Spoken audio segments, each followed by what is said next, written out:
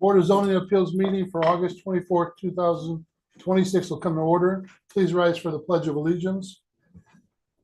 I pledge allegiance to the flag of the United States of America and to the republic for which it stands, one nation, under God, indivisible, with liberty and justice for all. Mr. Secretary, if you'll call the roll. Jeremy Taylor. Here. John Marshall. Here. Dan Rohaley. Here. Dick Sauer. Nick Josevich. Here. For petitioners out there, we have enough members of the board here to conduct business, but each petitioner could choose if they would like to wait till we're a full forum. It could be moved over to the next meeting. That would be your call. If you'd like, when you come up, just let us know. Otherwise, we can move forward with listening to all petitions. With that said, approval of minutes. Minutes have been circulated. Are there any corrections, additions? Make a motion to approve minutes from 7/27/26. I have a motion by Mr. Taylor, seconded by Mr. Marshall. Any further discussion? Hearing none, Mr. Secretary, if you'll call the roll. Jeremy Taylor. Yes. John Marshall. Yes. Dan Rohaley. Yes. Nick Josevich. Yes. We have no old business, and we move to new business. First on the docket is petition 26-11. Brittany Van Vliet, petitioner, Crown Point, Maine LLC owner. Request a special use. Purpose is to allow a fitness facility in a B3 business zone. Location is 1922 North Main Street. Hi, good evening. If you'll state your name and address for the record, and feel free to tell us what you like. Hi guys, my name is Brittany Van Vliet. The address that I'm looking to get special use approval for is 1922 North Main Street, Crown Point, Indiana. It's Elevate Jump Club. It's a rebounding fitness studio with mini trampolines and classes for people to take.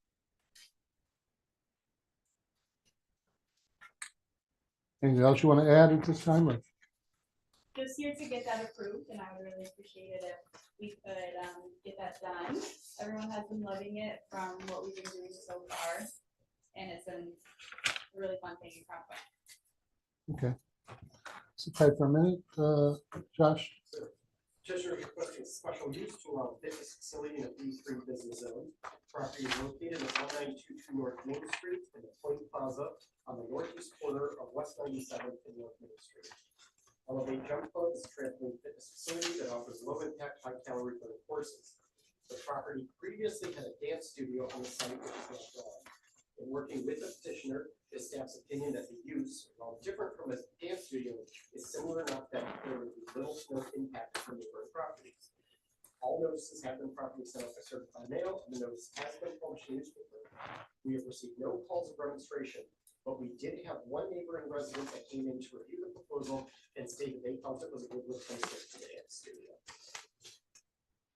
Thank you very much. Thank you. Mr. Taylor, any questions to the petitioner? I don't have anything, just to confirm with staff that this fitness center is, we would have to review this under any zoning. Yes, that's correct. So citywide, we Yes, just come. citywide, and actually in this petitioner's case, she moved into a place that was established, she opened, reached out to me, I explained the process, so while she was open, she came in right away and has been working with staff to go through this process correctly. I don't have any questions. Mr. Marshall? How long have you been open? About 2 months. No, I don't have any further questions. Mr. Rohaley? Better than being open 2 years. I digress. It's in the plaza. Yeah. It's one of the. It's right by in the Crown plaza. Bakery. Are you open 24 hours or do you have? No, I'm open from 5:30, so I have classes 5:30, 6:30, 7:30, 8:30 in the morning, and then I'm closed throughout the day, and then I have classes 4:30, 5:30, 6:30 in the evening. Well, you have plenty of parking, so that shouldn't be a problem. Definitely lots of parking. That's all I have. Perfect. This is a public meeting. If there's anyone here in the public that would like to speak to this petition, this will be an opportunity to come forward. First opportunity. Second opportunity. Third and final. Hearing none, we'll close the public portion out, bring it back to the board. I'll make a motion for a favorable recommendation for petition 26-11, inclusive of the finding of facts that were presented in the petition. I'll second. A motion by Mr. Taylor, seconded by Mr. Rohaley for a favorable recommendation. Any further discussions? Hearing none, Mr. Secretary, if you'll call roll. A yes is for a favorable recommendation. Jeremy Taylor, Yes. John Marshall, Yes. Dan Rohaley, Yes. Nick Nosovic. Yes. So we will send a favorable recommendation to the city council. They're the final decisioners on this. You need to be here for that meeting on, That meeting is actually going to be Tuesday, September 8th. It's pushed back to maybe Wednesday. be here that day to answer any questions, and they'll give you the final answer. Okay, perfect. Thank you, guys. You're welcome. Thank Again, it you. was 6 p.m. Perfect. Okay, thank you. Thank you. Next on the agenda, petition 26-17, Jenna Wheeler, petitioner / owner. Requested a special use.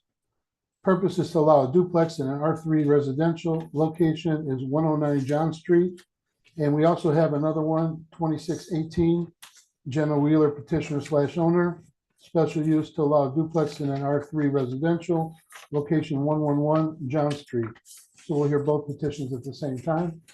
Folks, if you'll give us your name and address for the record and tell us what you'd like to do.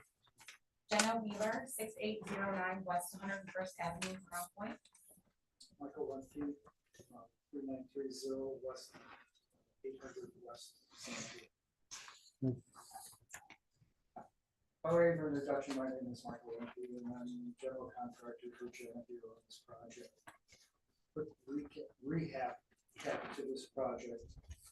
These two lots had two badly deteriorating homes on it that the city had asked for one to be torn down, the other one was torn down at the same time. These homes were beyond repair, and we did that prior to the approval of the assisted living project that was planned in that area. About 2 years ago, we received a petition for a special use of the property, but for the 10-unit assisted living center. But the project was shot down because of zoning, because of building setbacks, and eventually because of the city services trying to get ambulance and things like that. So since then, we've regrouped a little bit to find out what we could put in there that would help the community. We put together a plan, and I think you've seen the copies and you've seen the renderings of an attached single-family unit. It's a duplex. Each one of the duplexes fit within the town's guidelines for setback requirements as well as building size within this lot. These lots are zoned R3 right now, so we believe this to be a down zoning to fit within there. We feel that the project best serve the community as an affordable product for housing, something that's as big as some of the new single family homes. We know that this area is a very, very changing area, and the renderings, I think, will show that the product will fit quite well within this area. It will enhance the community. I want to thank Ben and Josh and everybody on board for helping us, and looking forward to further guidance from getting this job started. Anything else right now? Okay. Sit tight. Josh, staff report? Yes, sir. Petitioner is requesting special use to allow duplex in R3 residential zone. Properties are located at 109 John Street and 111 John Street, to the west of Indian Avenue and just to the north of Clark Street. If approved, the petitioner is looking to move forward with the construction of duplexes on those properties, with the design being included in the packets. Concept was shown to the plan commission in the workshop, where it was viewed very favorably. All notices have been properly sent out by certified mail, and the notice has been published in the newspapers. We have received no calls of demonstration or support. And just to jump on to what the petitioner was stating, this project was initially before both the Board of Zoning Appeals and the Plan Commission as as an assisted living facility that would go across the two lots. And again, he is 100% correct. They had issues with setbacks. They had issues with emergency services, being able to access the property. So they did go back to the drawing board at the city's request and came back with something that everybody seems to support of. Thank you very much. Thank you. Mr. Rohaley, questions? I think this one's pretty good. They came back with a new plan. We approved the commercial duplexes already. This one's just gonna be single family duplex. Good transition from commercial into residential. I don't have any problem. That's all I have. Mr. Marshall? Well, I agree with Mr. O'Haley. I think this is a better plan and, I think it's the best plan that we've had for the property. So I, at this time, don't have any questions and I support this petition. Mr. Taylor? I don't have any questions. This is a public meeting. If there's anyone here that would like to speak to this petition, be an opportunity to come forth at this time. First opportunity. Second opportunity. Third and final. Seeing none, we'll close the public portion out and bring it back to the board. President, I'll make a motion to send a favorable recommendation. Are we doing this together? Or are we doing it separately? I do them separate. Separate. Okay, on 17, I'll make a motion to send a favorable recommendation to the city council as all the findings of fact have been complied with pursuant to IC 3674-918-4. Are we adopting the petition? Yeah. Adopt the findings of fact. Motion by Mr. Rohaley, Also, second by Mr. Marshall. Any further discussion? Hearing none, Mr. Secretary, call the roll. Jeremy Taylor, Yes. John Marshall, yes, Dan Rohaley, Yes. Nick Joseph. Yes. Moving on to petition 2618, Presentation. Or let's make a motion. make a motion. Mr. Chairman, I'll make a motion to send a favorable recommendation to the city council and adopt the findings of fact pursuant to Indiana Code 3674-918-4. Motion by Mr. Rohaley. I'll second that motion. Any further discussion? Hearing none, Mr. Secretary, for call the roll. Jeremy Taylor, Yes. John Marshall, yes, Dan Rohaley. Yes. Nick Joseph. Yes. So we're sending favorable recommendations to the city council on both projects. Make sure you're here at that meeting to answer any questions they have, and you'll get your final answer. You're Thank you. welcome. Thank you, Ms. Wheeler, for coming back.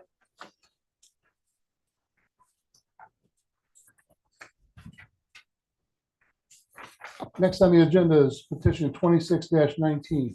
Christ Way Baptist Church Incorporated, petitioner Bohan Holding LLC owner, requested a special use. Purpose is to allow church mixed use in a B1 business zone. Location is 105 North Court Street.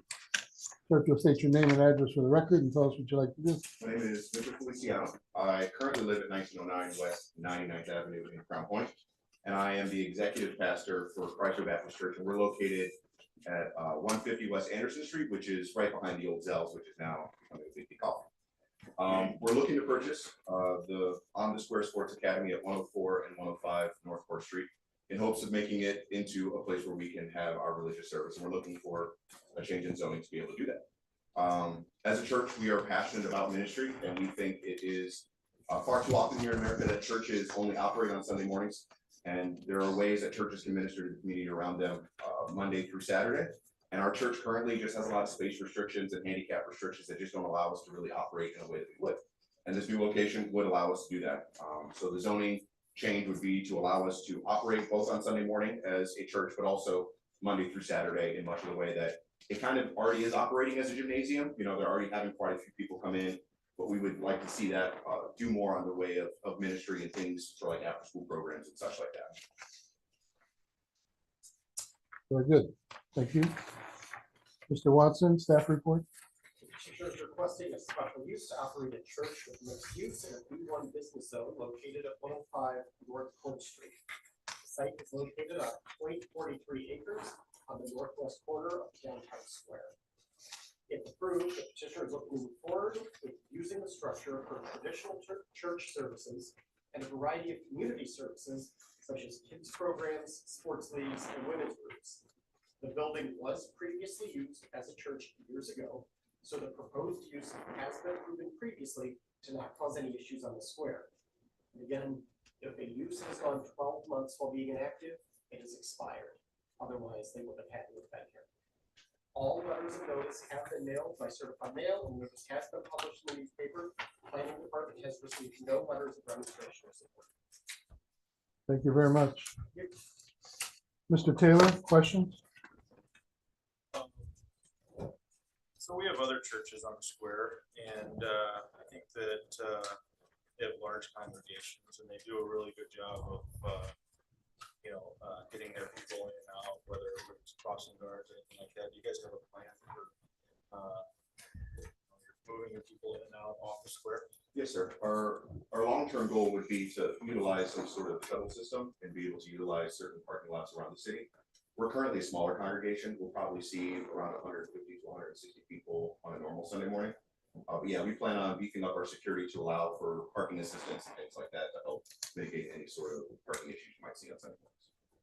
And what is your hours of worship look like right now?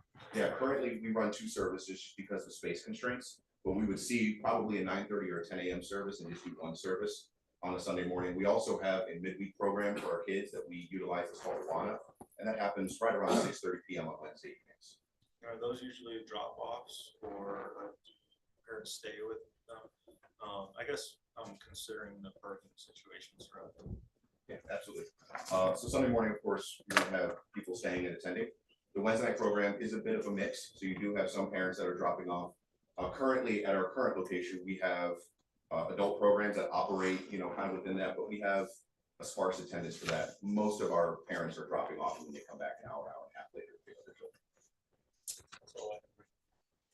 Mr. Marshall? Is this building in operation now, or is it? Because the problem, I don't have any issue with the church on the square, or this building being a church, but this building's always had parking problems. Lots of parking problems. Expand on your shuttle program, because if you're gonna have 150 or 200 people at a service, how many active spots do you have right now?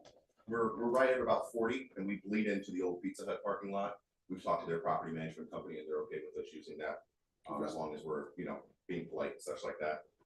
So yeah, we're right at about 40 to 50 vehicles on a Sunday morning. And so we know there are 12 spots on the back part of the building, and there are 7 to 14 spots, kind of on the square there. I know some of those are in front of other businesses, some of which are closed on Sunday mornings.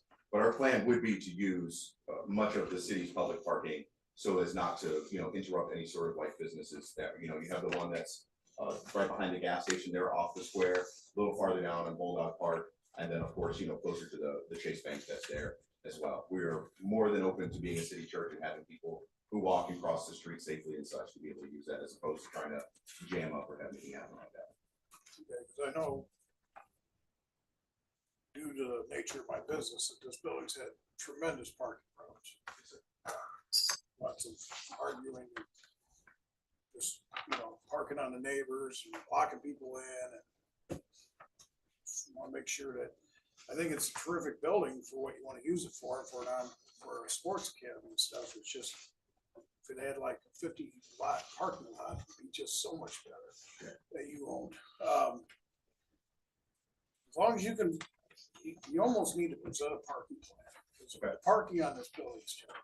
So if I may as well, we have a current security team in place, and our parking situation currently is a bit odd. We were using Zells for a while they were, kind of in the weird transition into Pizza Hut. And they've just done a fantastic job with, getting people in and out and safely and such.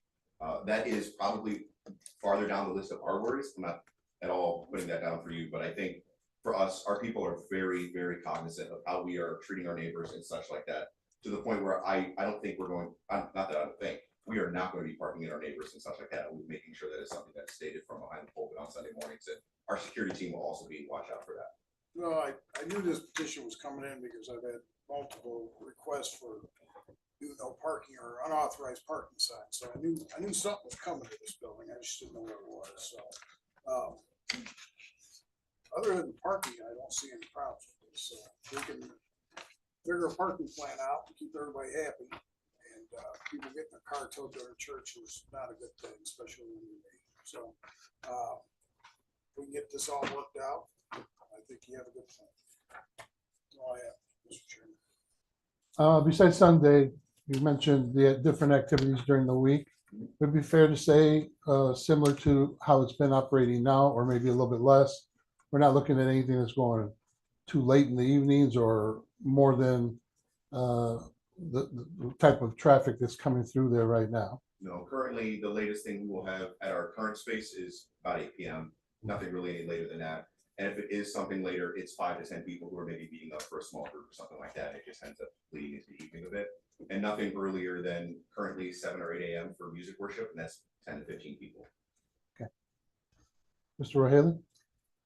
Josh, with B1, they don't have to provide any That is correct. off-street parking. So they rely on the 1,300 parking spaces around the square.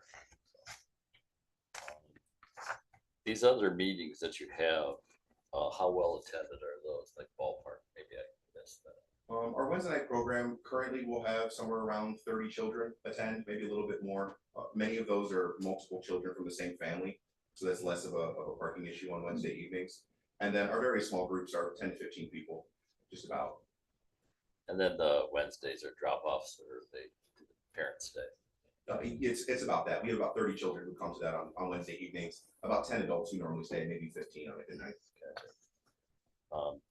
Yeah, I'll echo Mr. Marshall's sentiments. I've gone by there, and the parking in the condos on the other side on West Street, they have humongous signs up there because apparently they decided to park in the condominium parking lot, and some of the condominium owners take issue with that. We, like I stated before, but I just want to make sure I'm at least clear about it. We do have a security team that every event that we have, they are present. So at all times when we have people in our building, there's at least a member of security helping with parking, walking the outside of the building to make sure that we don't have people parking in Zells, which was an issue at the beginning. You know, people just didn't know if it was closed or not. And we would quite promptly walk in and go, no, you need to go move your vehicle. That is not something we want to make sure we're doing. So you have on-site parking management? No, sir.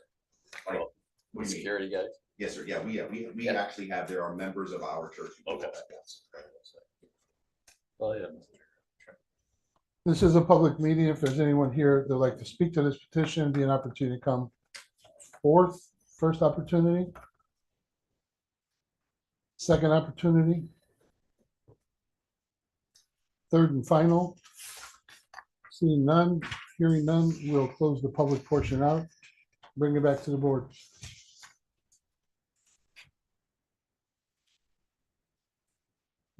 Make a motion for a favorable recommendation for petition 26-19. Inclusive of the finding of facts presented in the petitioner's packet. Motion by Mr. Taylor. I'll be glad to second the motion. Any further discussion? Hearing none, Mr. Secretary, if you'll call the roll.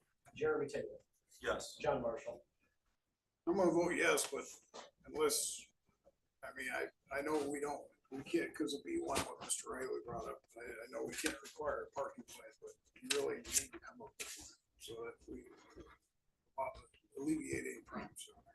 So I'm gonna vote yes, because I think it's a good project for this building, but please work on your part. Yes, sir. Dan Rohader, Yes. Nick Nelson. Yes. So favorable recommendation will go to the city council. Excuse me, make sure you're here that evening to answer any questions they have and give it your final answer at that time. Thank you. Next on the agenda is petition 26-20. New leash on life. Petitioner Crossroads YMCA owner. Request is a variance of use. Purpose is to allow animal shelter, veterinarian clinic in an R1 residential. Location is 12430 South Court Street. You will please state your name and address for the record and tell us what you'd like to do. Good evening. My name is James Huss, DEG team, 155 Travelers Road, Crumpler, Indiana, here on behalf of New Leash on Life, founder Donna Burrell. Put your seatbelt, please. Yeah, here. Donna Burrell Pace is here with me tonight. She's the founder of the organization. If you could pull up the NL profile.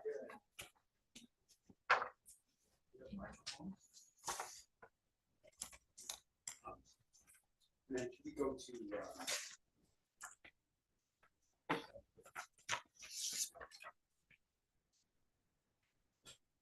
New Leash on Life is a 501c3 charity nonprofit organization founded, as I just said, by Donna Burrell, who's here with me tonight, with some other key team members of our organization. Their vision is to provide humane treatment for dogs, cats, and exotic companion animals by providing shelter to those animals who have been found lost, homeless, or otherwise unwanted. Their goal is to build an over 16,000 square foot state-of-the-art no-kill animal shelter and veterinary clinic in the city of Crown Point. We've solicited feedback from city staff and taken 4 workshops with the planning commission in past months. And then later on in this presentation, I'd like Donna to elaborate a little more on the organization's vision. There are 4 items on the agenda tonight. I think for the sake of this presentation, the use variance, we'll stick to that. And I'll get into the next 3 hopefully afterwards. There are a lot more cut in your eye. So petition 2620. It's simple enough. We're requesting use variance to allow an animal shelter and veterinary clinic on our land. The lot is specific to lot 2 in the foundation for preserves the subdivision. Lot 2 is 19 acres in total size, but albeit there are large expanses of that property that are unusable for development or wetlands. There's an existing water feature, all of which will remain unimpacted. So the overall development footprint is much smaller. You can see on the screen here an illustration in the packet. It's located west of 4th Street, north of Burrell Drive. Lot 2 on the screen here does have frontage on Burrell Drive, but we will not be seeking, as part of this use variance or later development plan, any direct access to Burrell Drive. Roadway access will be through lot 1 east on 4th Street. The greater foundation preserve subdivision was previously zoned R1. Lot 1 to the east has been rezoned OS1, office service. Lot 2 remains R1, where the use variance comes in. I know we're all very familiar with this section of the city. There are a lot of non-residential uses on properties that some of which are still zoned R1. We have South Lake Y, the Sports Center, St. Jude House. While it's been rezoned, the Crown Point Community Foundation is fully approved by Planning Commission on lot East Lot 1. So permitting a facility of what this organization proposes can be done a number of different ways. It could be through this use variance petition, or we could petition for the rezone to say B3, I1. I believe A1 even allows for, by special use, allows per code animal shelter or a better. There are certain disadvantages to doing that. I believe that means that rezoning action would be permanent. If for some reason sufficient funding is not found for this vision, it might leave this lot zone B3 and open itself up to any number of uses that I'm sure the city does not desire at this location, which is why we're coming for this use. In your packets, there is a findings of fact for consideration should you choose to reference them. But we believe demonstrates that approval of this use variance will not be injurious to public health, safety, morals, general welfare of the community, given that the property allows for generous, large offsets from the adjacent residential properties to the southwest, to the west/northwest, and due north, and that the use variance, we believe, agree with the city, is the appropriate mechanism that only runs for this specific use. It doesn't bring R1 zone property into a slew of potential other uses in the future, potentially by another commission. I believe the area properties adjacent will not be adversely affected because kind of just like the YMCA or the nearby church or the sportsplex or St. Jude House, this is going to be a state-of-the-art facility that will become a destination and raise property values, much like the library. What a joke. And we believe that the need for the use variance arises from a peculiar condition in that we kind of laid out the two avenues by which somebody can build a facility like this in the city of Crown Point. This, for lack of a better term, limits the exposure to anything but houses or this facility that we're proposing. So that's why we believe that that's kind of a peculiar definition. As I've mentioned earlier, this will be a one-of-one facility, state-of-the-art, soliciting input from design expertise from architects who specialize in animal shelters and veterinary clinics. This will be a tremendous lift for Donna and her team. What we're requesting tonight is the first, but ultimately the most important entitlement mechanism to allow her dream to become a reality, not just for herself, for the team members, but ultimately the city of Crown Point. It will give New Leash on Life the confidence to move forward and hire these architects so that in the near future we can get back before you, Plan Commission, showing that we're here to bring quality, again, state-of-the-art development, variance-free beyond the ones we're going to talk about tonight and this one as well. And with that, I'm going to turn things over to Donna to speak a little bit more about her organization, the needs for the greater city and county, and then hopefully we can answer any questions. Good evening. I'm Donna Borrell Pace, founder of New Leash on Life Pet Adoption Resource Center. New Leash on Life will be a professionally designed, no-kill, state-of-the-art animal adoption and resource center for dogs, cats, small companion animals such as bunnies, ferrets, rabbits, hamsters, chinchillas, and with a veterinarian facility, adoption area, isolation area, free roaming cat rooms, community education space. Why does Crown Point need this facility? I'm going to give you just a few statistics to show you for the need. According to the U.S. Census Bureau, Crown Point has an estimated 12,164 households. And according to the Indiana State Board of Health, 69% of the Indiana households have at least one pet. Now that means there's approximately 8,400 pet-owning households in Crown Point. That's great. Let's break it down a little bit more. According to the ASPCA Shelter Animals Count, 59% of all dog and cat intakes are lost pets. So we're looking at approximately about 2,000 animals a year coming through New Leash on Life. That's about 1,180 lost pets in Crown Point right now. So you want to know how many actually reunited with their family. 18.3% or 216 pets actually go back to their home. 1,000 or 964 will be placed up for adoption, waiting for a new home. So, which is better? 1,180 dogs and cats wandering our streets, maybe getting injured or killed, safety to themselves or to other people, and this will be a community place when they find a lost dog or cat. This is where they feel to take it. The shelter will give safety belt for the community. Now, if someone finds a dog or cat, they have nowhere to go. Lake County Animal Control will not take a dog or cat found within South Point city limits. They can take it to the police department, and I believe they have a contract with them, but if they don't have room at Lake County, where's that animal go? Probably back out on the street. So that goes back to your 1,180 lost pets in Crown Point. And another way we're going to help the communities by providing a pet food and supply pantry for those in need.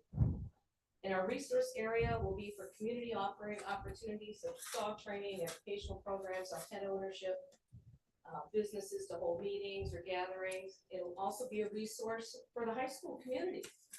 If we're right there, the high school students that need community hours walk right over to get their community hours. Foster care programs, partnering with senior centers for senior dogs for seniors. I do have letters of support from Mayor Pete Land, Crown Point Council President Chad Jeffries, Crown Point City Council members Robert Clemens, Quiet, please. Crown Point Chief of Police Brian Patrick, who has also given his valuable time and has traveled with me to quite a few of the state-of-the-art shelters throughout Indiana. His favorite portion is the Sally Port. And I'm not sure if you know what a Sally Port is the police will be able to drive into the facility 24/7. So if there's a car accident, if there's a fire, an emergency, or they just find a pet on the street, they'll be able to go into the facility. They'll have access 24/7. There'll be a place to put the pet with blankets, food, and water, and so we can come in and assess the animal. And another letter of support I have is from Anna Schoen, Executive Director of the St. Jude House. According to Red Rover, which is an organization that helps pets from crisis to care, up to 50% of domestic violent victims will not leave their abuser out of concerns for the pet's safety. 71% of the survivors report their abuser injured, killed, or threatened their pet. And 91% of survivors say their pet was significant in their ability to survive and heal. We are creating a dedicated space to house pets of domestic violence victims while their owners are working through this difficult time. We will have an area for them to come in with a living room so where they can sit and visit with their pet while they are they're going through the difficult time at the St. Jude House. So you see, New Leash on Life Pet Adoption Resource Center, we're more than a place to house pets. It's a support that many need in this community. So let me introduce to you my consulting veterinarian, Dr. Daniel Pace Price, to describe the medical portion of this facility.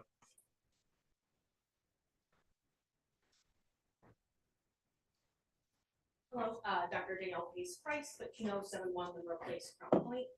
So yes, not only did Nada mention our main portions of the facility that are separate from our medical facility, but our medical facility will also serve both the animals that are in our care, be it dogs, cats, and exotics. We will also work to offer low-cost veterinary services to our community members. In a survey that we sent out a couple weeks ago, we had over almost 300 respondents, and nearly half of those members of our community focusing on South Lake County have declined veterinary care due to financial reasons. So offering this kind of low-cost care, which in our community, there are only 2 offering low-cost spay and neuter services, that would be in Munster and Portage.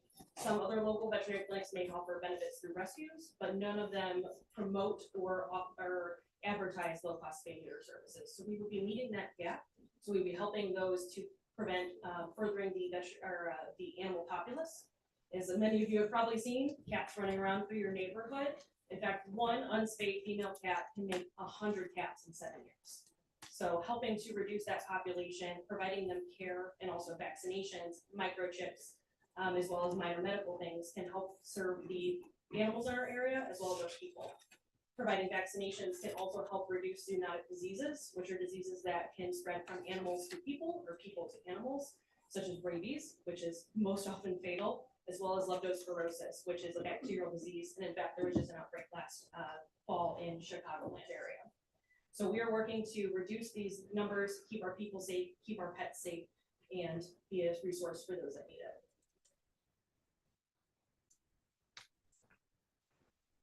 With that, as I said at the outset, we're happy to answer any questions these members had initially. Should there be any this time? Thank you very much. Mr. Watson, staff report. Yes, sir. Petitioner is requesting a variance of use to operate an animal shelter in a R1 residential zone located at 12430 South Court Street. The site is located on 19.49 acres on the northwest corner of South Court Street and Burrell Drive, behind St. Jude House and the recently approved Crown Point Community Foundation. If approved, the petitioner is looking to move forward with an animal shelter to be known as New Leash on Life. The shelter would also include a veterinarian clinic and adoption facility. The project was heard at a workshop at the May 26, 2026 Plan Commission meeting where it was viewed favorably. All letters of notice have been mailed out by certified mail, and the notice has been published in the newspaper. Planning has received 5 letters of support for an animal shelter in Crown Point, which were submitted before the workshop presentation. The letters state they are in support of an animal shelter in Crown Point, but do not state anything about on which property. Planning has also received roughly 60 to 70 letters of remonstration, along with in-person and phone calls against the project.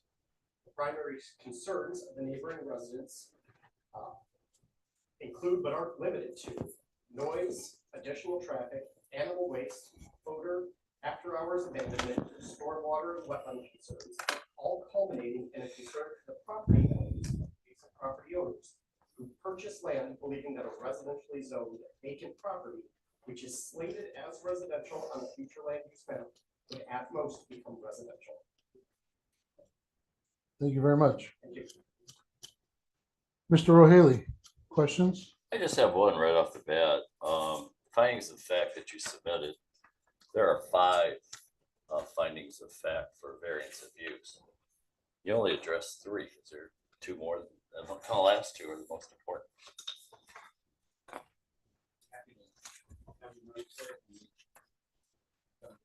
Apologize for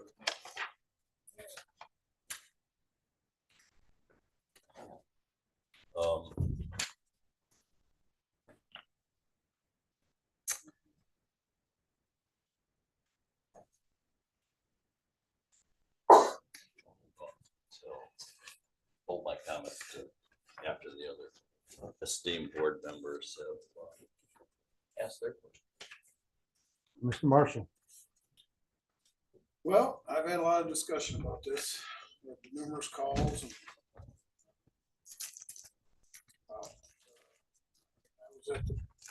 obviously I was at the plan commission meeting that gave a favorable recommendation for the workshop, but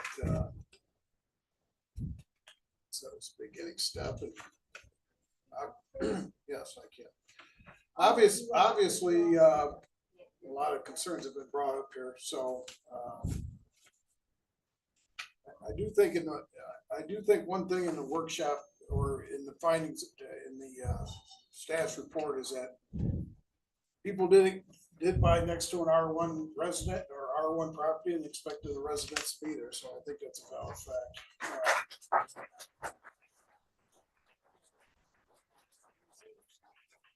Some people, buy next to a cornfield and then they expect it to be a cornfield forever. So I think that is a reasonable fact. So I'm going to reserve my questions until I hear the demonstrators, and then I'll have some additional questions. Mr. Taylor?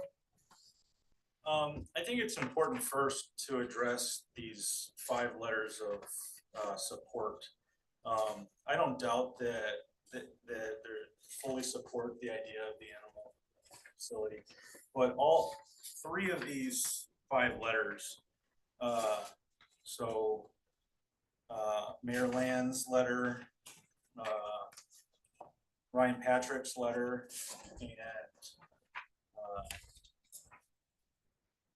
and the St. Jude House letter, actually, were all dated in 2024, so they're over 2 years old. So I don't doubt that they fully support the idea of the animal facility shelter, but I don't know that this location was on their radar at the time. So I'll bring that up first. Second of all, so how many animals will the facility handle at one time? What's the maximum number of animals? You can have our engineers speak to that, our project manager. Joe Price, 130711 Monroe Place, California. Speak up, please. Project engineer and construction engineer by trade, here on behalf of New Leash on Life. Our facility is being designed based on estimated population growth by the year 2033. We expect to be able to house a minimum of at least 38 dogs and 38 cats, up to a maximum of 68 dogs and 68 cats. That's estimating that we'll be able to adopt out roughly 2,000 animals a year. And how will you handle the situation, like if you get to your maximum dogs or cats? One thing that's very important is building a strong foster community. We already have partners in the community, existing foster networks, and those with the bandwidth to support us. We have a long list of people that have reached out with interest of being volunteers, helping with fostering, helping with placement of adoptables. There's a shelter network that we're partnered with as well, nationally and locally, that will help us. One of the nice things about doing shelter work and rescue work is that most groups are very open to the needs of others. As you are probably all well aware of the storms that have been around here, many of the rescues have been inundated with power outages, flooding, their doors being completely full. So they have reached out to local rescue groups and shelters in the areas, all the way up to Fort Wayne, Southern Indiana. They are able to organize transport groups that will move animals between facilities as needed. Humane Indiana right now actually just had a hoarding situation of a trailer that was damaged during the storms. They had over 70 dogs that were there. They are transporting those dogs throughout the state, as well as I believe also in Illinois. So when push comes to shove, we are able to reach out to other facilities and help with that. So if you guys are at capacity before the storm, and all of a sudden you have an influx of animals, how will you handle that? So part of what we're designing is we're going to have a large community room that will also double as a meeting room, double as a behavior training room. That facility will be designed with the intent that should something like this happen, natural disaster, we would be able to set that up as a resource center. We would be able to house animals in there, isolate them as needed, and get them out as soon as we can. So 68 is not the maximum. I mean, 68 will be our permanent, 68 is our anticipated permanent structures, permanent kennels, permanent caging, permanent rooms, but that could be expanded upon in an emergency situation. We are not anticipating filling rooms with animals just as we get them. We are not intending to be at capacity full time. And how many, will those animals ever be outdoors? We will have outdoor access for our dogs. They will be walked, they will be on leash, or they will be in a run with a volunteer or a staff member at all times. We are not having any outdoor facilities permanently, that these dogs are going to be in outdoor kennels. They're not going to be left by themselves outside at any point in time. And how many outdoor runs are there? We haven't specified a specific amount. We are planning on having a dog area, like a play area that we would have play groups. So small dogs could be out there playing together, larger dogs could be on walks. We could do meet and greets with potential adopters, but we don't have like a specific run because they are not going to be, again, housed outside permanently or even unattended at any time. So I think one area that we have to address in our finding of facts is, will it negatively impact the surrounding area, right? And I think noise is a big one for that. So how many dogs bark? I think dogs are, we don't worry about cats making noise, right? Dogs bark. How many dogs can you expect the neighboring areas to hear barking at once in this facility? I mean, there is no way to know that. Some dogs are going to be there that are never going to bark. You have your own pets that are never barkers. You're going to have some dogs that may. We will do behavioral assessments as they come in. Dogs that are particularly stressed, anxious, those dogs may be given medication to help them relax, to help them be less stressed in the environment. That is standard per the shelter protocols set in place by other animal welfare organizations. Dogs that are less stressed, less bored, are less likely to bark. We'll be doing enrichment for them. We will be giving them plenty of walks. They will have toys. They will have volunteers to work with. Caleb can also, we can also speak to a little bit of the sound barriers that we're going to be putting in place. The structure is going to be designed so that the dogs are not facing each other. That way they are not having direct eye line with other dogs, getting them amped up, facing each other, barking, having territorial disputes. They are going to be in a run that will not have other dogs in front of them. They will also be behind a separate one-way mirror that will allow visitors to see the dogs and not allow the dogs to see the public directly unless they are interested in adopting that dog. That way you're not having a constant stream of people walking through, amping up the dogs, getting them barking. They will be in a much more controlled type environment. And we'll also be having soundproofing for their cages, for our ceiling, and for our walls. Okay, so it'll be soundproofing inside. Mm-hmm. What kind of Oh, sorry, I can. What kind of outdoor sound measures will you guys be implementing? So can we go 2 slides forward to, I will stress this is not a final site plan, but the one thing that is final about it is that the outdoor dog run will be 100% located on the northern portion of the property. That's where my house is. And the reason for that is because that is the side that has the most solidified, continuous vegetative buffer between the nearest. What about the water? Everybody will Hey, have, folks, got a lot of people here. We have a lot of people here that are obviously very interested in this matter. We want to give everybody opportunity to hear what's being presented. And at one point in time, give you all an opportunity to voice your opinions as well. But if we keep interrupting, we're not going to help each other out. So please be respectful. We'll get to a point where you can ask questions, sir, but we're not there yet. When we get there, we'll get to there and we'll hear what you have to say and others as well. This is the opportunity to finish up hearing what they want to present. So to kind of typo in what Mr. Taylor was asking, we do know that the outdoor area where the dogs will be accompanied by staff at all times, there will not be soundproofing out there. There will be screening fences. There will eventually be a detention pond out there creating even more of a buffer. But what we can also. you say there will not be soundproofing? I mean, it's an outdoor fence. Obviously in the building, certainly. But there's fencing. Yes. Visual. What we can also say is that the city already has documented rules that says that pets at a kennel or veterinary office cannot be outside attended or unintended between the hours of 7 p.m. and 7 a.m. That will be adhered to. So that brings up another question I have. So we're not voting on an animal kennel or a veterinary clinic. We're voting on an animal shelter, correct? I would say whether you want to avoid the term shelter. Well, I think it's kennel, it will important be because both. we specifically address in the ordinance kennels and clinics, but we do not address them.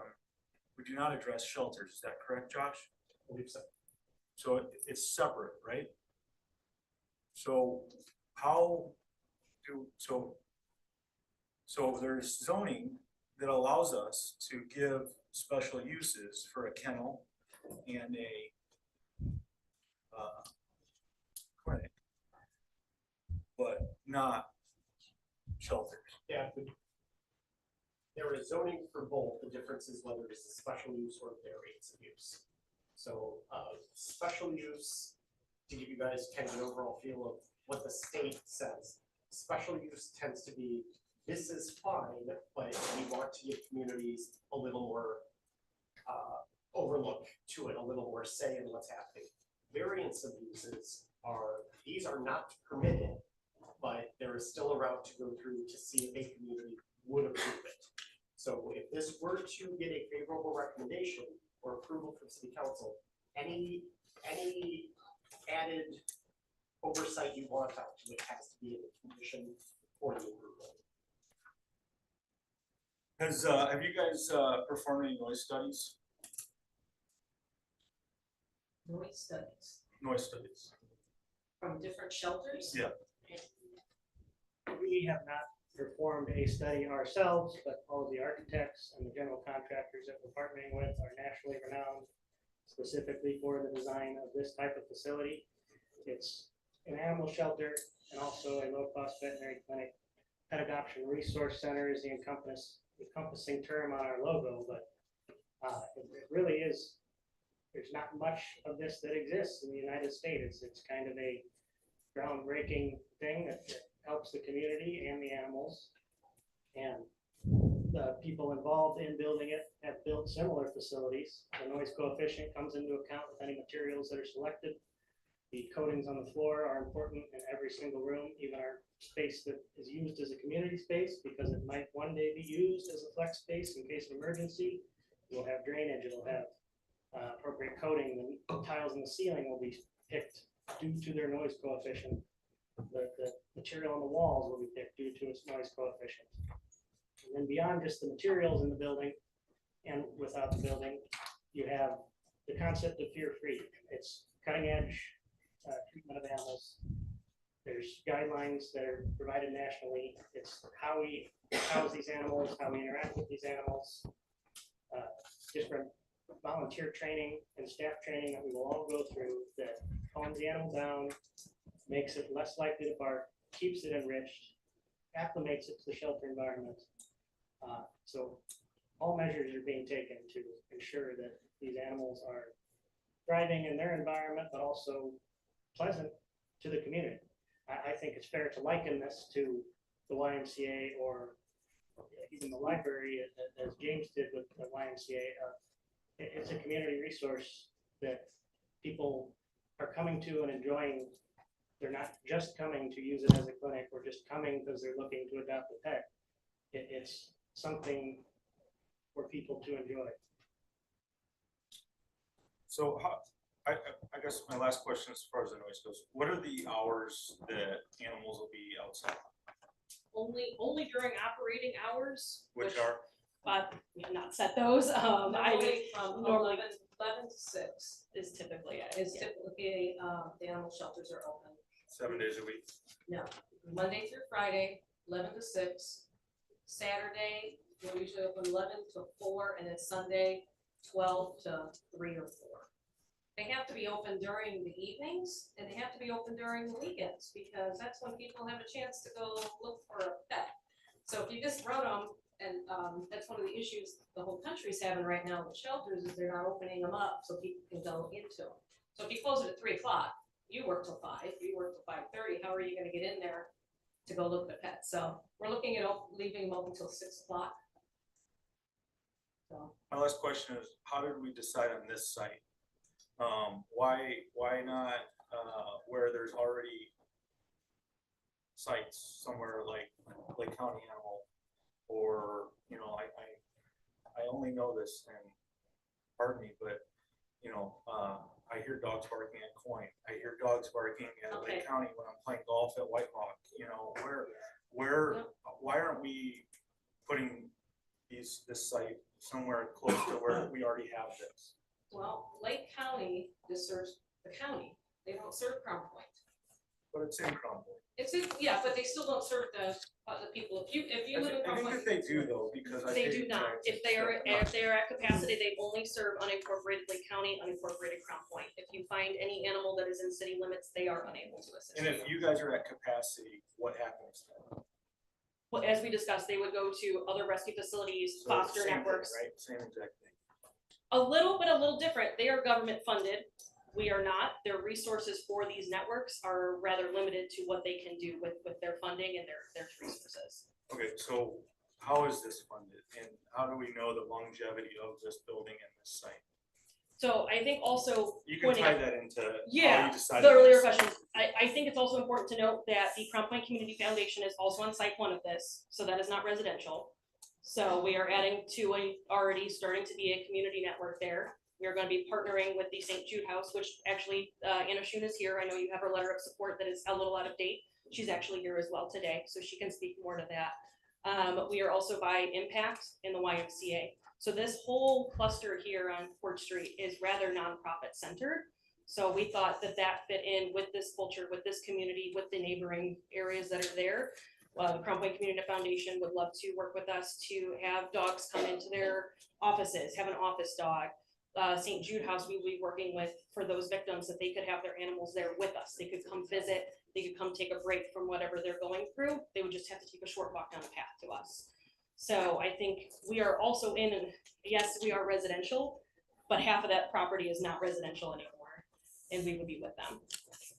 And as far as. And it's 19 acres with surrounded by woods with a pond out. And as, Um, I'm sorry. No. As far as funding goes, currently, we are, we're receiving grants, we're receiving private donors. We are not working, you know, that would be most of it. We're not seeking taxpayer money by any. Once we're operational, there's a proven model that the low-cost clinic and High quality, high volume spay and neuter, which would be our trap neuter release program for the feral cats as well as the public that we have their spay neuter programs. those programs, even though they're low cost and available in mass to the community, they are profitable enough that it's proven with other similar facilities in the nation that those can provide a large amount of the operating budget for the facility. And I would tie the second half of your question back into my comparison to it being a community space. We want it to be in Crown Point. We want it to be visible. We want it to be welcoming. We want people to feel welcome and to utilize it. And we want volunteers nearby. We want people coming just for fun, as I said, and also the animals, they react negatively to being around. You wouldn't want to live on the highway. It's a stressor. They hear more, smell more. I got a feeling we're gonna get to hear how your neighbors are gonna react here shortly. That's all I have. So just a comment Yes. that we have a very unique situation here. The unique situation that a lot of people, and we've read through the emails that a lot of you have sent, and the message is the same, that a lot of these folks say, this is a great idea, just not there. So we're looking at something that what you've said thus far sounds very appealing in the sense of the type of facility that this could be and what it could do. The problem is where it's at. And the biggest things that were mentioned, obviously, were the noise, potential odor, things of that nature. That's what these people want to hear an answer to, I believe. That would possibly make them feel a little more comfortable or not. And you brought up a great point just a minute ago and said, you want to live someplace where you're welcome and you're happy. Well, if the community around you is not, is that really going to help your facility out or not? If that causes a problem for the surrounding area. So I think you have a lot of support in this room, even from this board and from these folks, about what you want to make. The question is about where you're making it. So can I step in? Go ahead, you can rebuttal to that. So I did a little research on it, and according to the ASPCA, they like to see these shelters in the communities, in the public areas. Do they like to live next to them? Folks, please. Okay. And for most shelters, it's better to be closer to the population. We need to get the people there to get the animals adopted. If you put us, or we look behind I-65, out in the middle of nowhere, out in Winfield, who's gonna find us? Who's gonna find us? We're looking to work with the community around it, the St. Jude, the Y, working with Impact, working with all other nonprofits around to help with the animals at the shelter and with the people that know those places. Another aspect I have is the appreciation of your home. Now, I've heard a lot on Facebook that my home values are gonna go down. My home values are going down. You know, we need to have the assessor lower everybody's home values. Fishers. Crown Point loves to be like Carmel and Fishers. We go down there to look at what they have and how to do stuff and try and make a little point with that. Fishers Animal Shelter is 40,000 square feet, built in 2020. They have a subdivision right behind them. Right behind them. So I did a little comps on properties that have sold right behind the shelter. Here's one that's 474 feet away from the shelter. It was bought in 2019 for $247,750, sold in 2024 for $385,000. It had a 55% appreciation value. And it's closer than any of the properties here that don't have the woods and the pond around there. There's another one that has an appreciation of 43% in 4 years. That's actually closer to the shelter. So I don't know where they're getting that your property values are going to decline. when I'm looking at shelters that are 5 years old, that have a subdivision right behind them, and their values are going up 40 to 55% from when they bought them. I don't understand where that's coming from. If I could, try not to bore you to death, but just so we understand the magnitude of the buffers in all directions. The nearest southwest residence is, the structure is 650 feet away from where the intended structure will be. Of that 650 feet, there's anywhere between 50 to 140 foot buffer of trees, mature trees. The nearest northern residence is 320 feet from where the intended outdoor dog run is going to go. 250 of those feet is a solid mature tree vegetative buffer. To the northwest, across the pond, it's 750 feet away. 270 of that is water, and there's 150 feet of mature trees. James, have you ever lived on water? I have not. No. I grew up on a lake, and we could hear neighbors from a mile away. It just echoed off the water.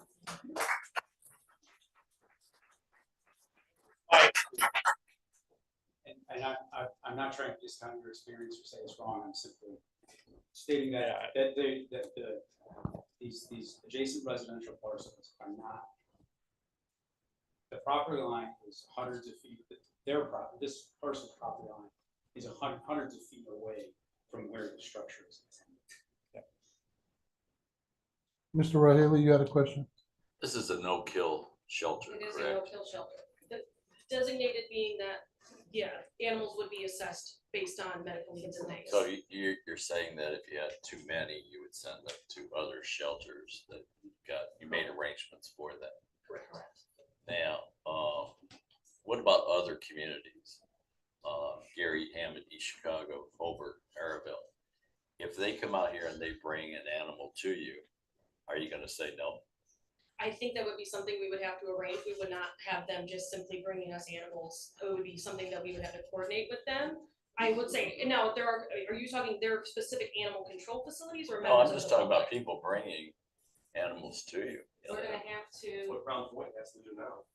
Yes. so this will not be, because they have their own shelters in their area, so they will have to go to those shelters. Because you may be a victim of your own success. I mean, people will find out, hey, there's a shelter in Crown Point. We'll just take this dog that's been hanging around my block for two or 3 weeks, and then you've got all these people coming. Are you going to say no to them and I think that would have- turn them yeah. away? I think that would have to be a case by case thing. If it is a stray animal that has a microchip that we can call up the owners and we get them back to their people that day, that wouldn't be adding to our population. But you could see how this could get out of hand Yeah. really fast. As it could with any facility, and currently our other facilities are overrun as it is, so adding something to Crown Point would help South Lake County to help reduce that for them.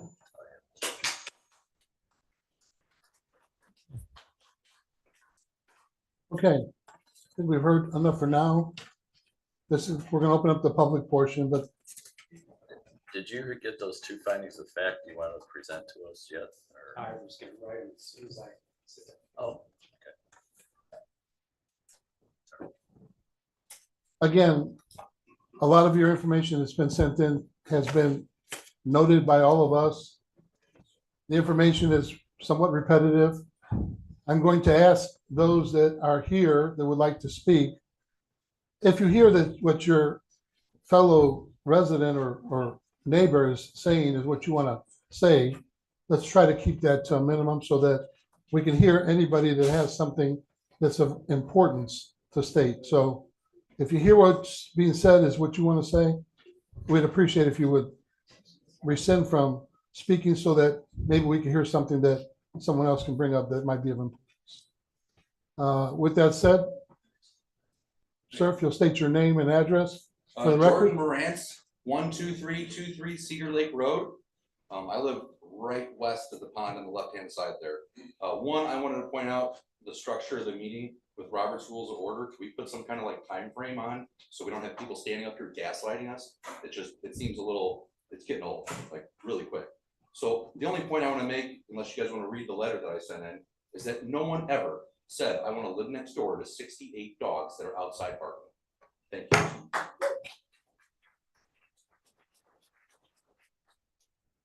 Well, I'm Rita Traxler. I'm new to Crown Point. I live right across the entrance on Bergamot Street, along with some of my other neighbors who are here. I also don't want the dog for the noise reasons, but one other reason, I carry with me a letter of severe allergies to dogs and cats.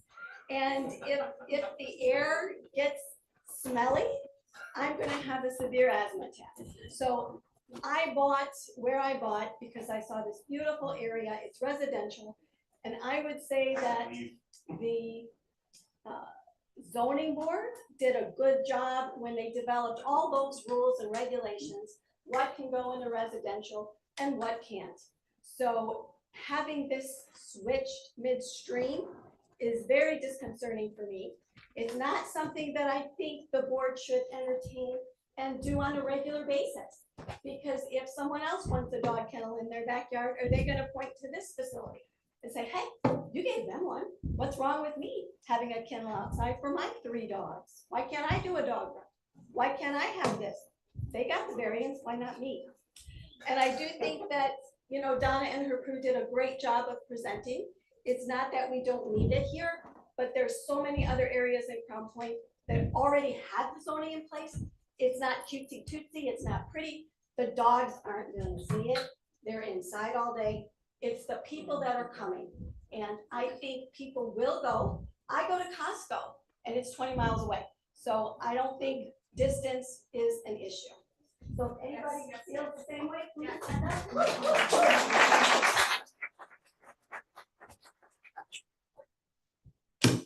Good evening, gentlemen. My name is Rick Mussel. I'm the owner of Heartland Builders and a partner with my partner in Golden Meadows subdivision. Golden Meadows is directly to the south of this proposed facility. And we bought that property knowing that that was zoned residential, okay? We have put, along with the residents and in our partnership, we've got a $22 million project in Golden Meadows. It's 28 luxury homes, luxury ranch homes. I have a sterling reputation in Crown Point. You can ask any department. And we try and put in really, really, really a nice, beautiful, nice product. We didn't have any inkling that this was ever going to go in or be allowed here.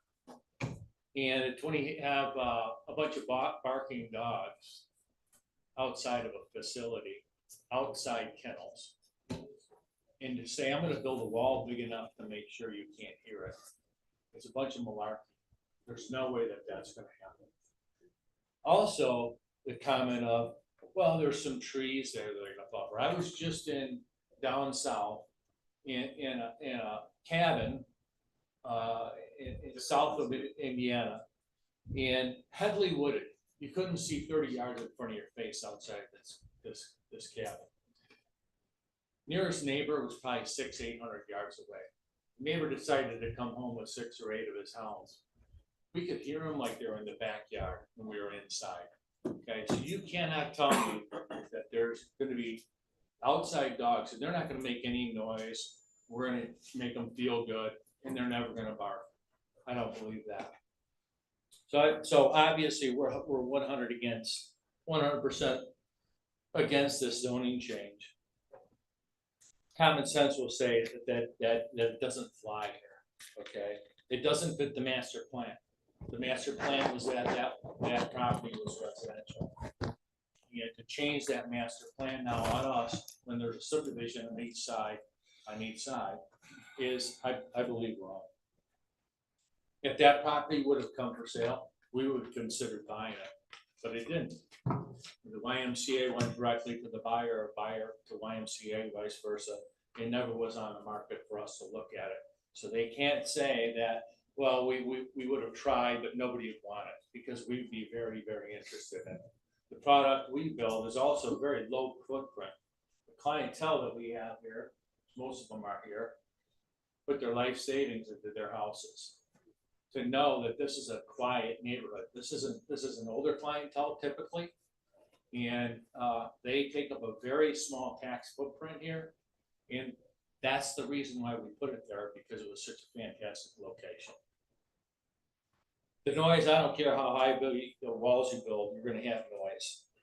I'll offer you also this, if somebody came to me or you and said, hey, 6 houses down, we're gonna put an outside dog kennel with 18 to 20 dogs in our backyard. We're gonna get a zoning ordinance, so it'll be okay, and we're gonna build 10-foot walls. First of all, your heart would flutter, but the next thing you'd say, hey, you'd laugh because you're like, this is never gonna happen. Okay, there's ordinances in the city. We have ordinances in the city's got my back. They're not gonna let this happen. So I urge you not to let this happen. If we had that other screen up there, if we could pop up that screen that maybe shows where it is in the it's a little bigger scale that shows the neighbors around it.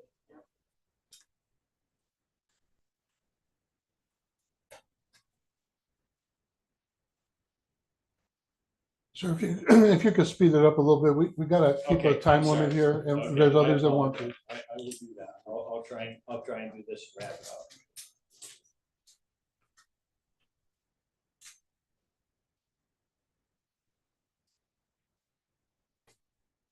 Okay, it's a little hard to see. It was up a little bigger before, but Golden Meadows is right here. Okay, we have a direct line of sight. Some of my residents, and you can see from this road, there will be a direct line of sight to this facility. Direct line of sight, and not 1,000 yards away, a couple of 100 yards away, directly to it. You can't tell me from here to here, all of a sudden sound is going to stop right here. No way. And you can say you buffer trees, whatever you want around it, it's not gonna stop the sound. I just wanted to point that out. This will directly result in property values going down. They can point out a site of somebody that had bought a house pre-COVID. We all know houses went up dramatically. So we can't compare it to that. This will hurt. I've had many of my residents ask, is it quiet here? Is it a quiet community? That's all we care about. My answer to that has been honestly, yes. After this, it's gonna hurt me as I'm the sales guy. What am I gonna say to people? Oh, there's a bunch of dogs barking outside there? Can't tell me that's not gonna affect my sales. That's all I have. Thank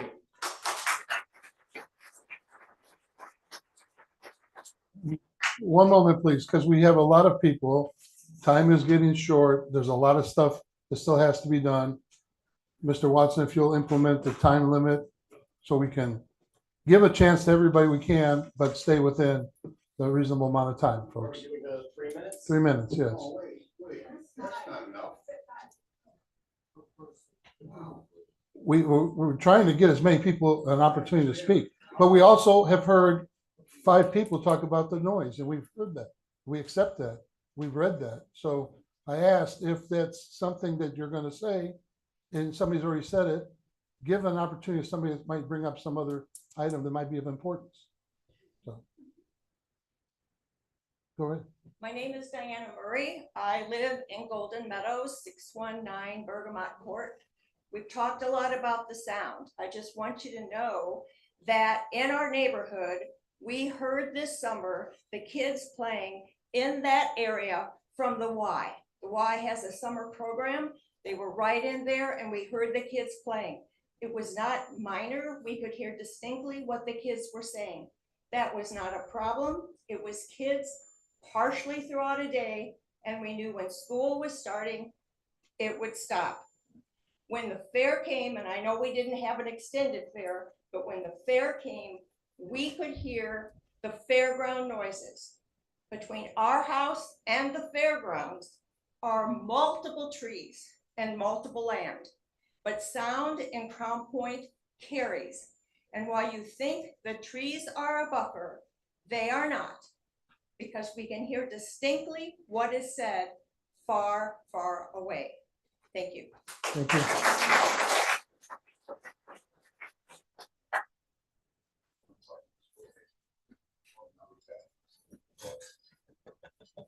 I just want Mr. O'Haley to be back. My name is Dave Lemire. I live in Ellendale, and you talked about the noise thing.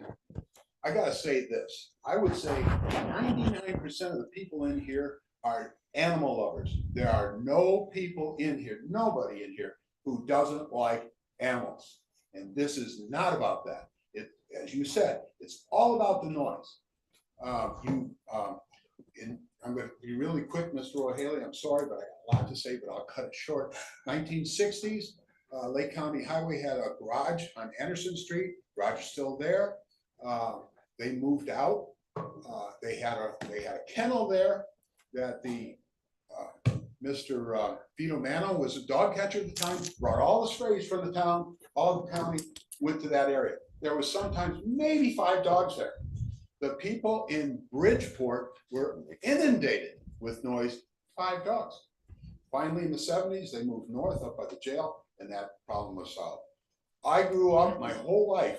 I'm 74 years old. I grew up most of my life in Herman's Lake. One day, a gentleman decides, I'm gonna raise dogs. He lived across the street from our subdivision, not in our subdivision. And you talk about noise on a water, he had 4 hound dogs. For 3 years, we went to every county meeting we could to get him to stop, and he just thumbed our nose at it. Finally, one of the council members stood up to him and said, no more, we're gonna fine you. The dogs were gone, and Herman's Lake and that whole area was quiet again. You put an animal clinic next to a pond, and they say the pond, that's not part of this property, it's owned by the Y. Like you said, it's gonna be an amplifier.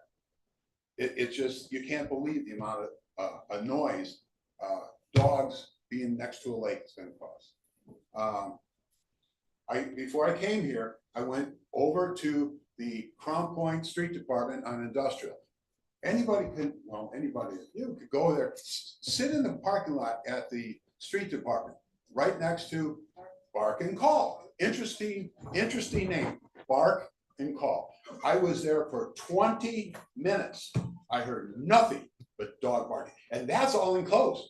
You can't see the dogs. They have outside walks, and you see people with toys. Oh, it's so nice, little leashes, and it's great, but they bark. There was an old hillbilly guy in Crown Point, I'll tell you this, he told me this story. He said, do you know why dogs bark? Because that's what dogs do.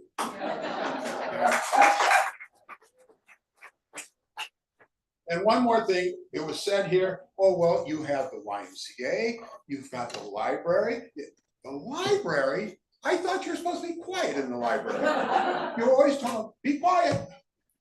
This isn't anything like the library or the Y. This is going to be about a lot of noise. And I'm going to finish. I was a city plumbing inspector, head inspector for 22 years in this town.